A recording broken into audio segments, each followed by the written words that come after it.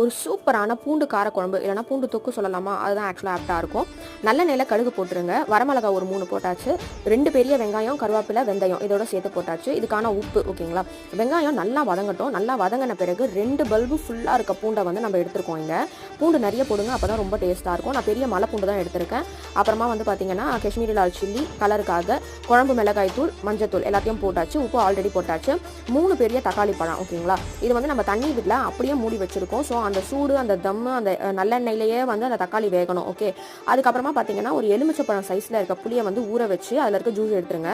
அதோட ஒரு 1/4 டம்ளர் இல்லை 1/2 டம்ளர் தண்ணி வச்சுக்கோங்களேன். உப்பு மாதிரி விழணும். அந்த கன்சிஸ்டன்சியில் சுட சுட சாதத்தில் போட்டுட்டு ஒரு கரண்டி நல்லெண்ணெய் கூட எக்ஸ்ட்ரா விட்டு சாப்பிட்டு பாருங்களா, அட்டகாசமாக இருக்கும். ரொம்ப சூப்பராக இருக்கும்.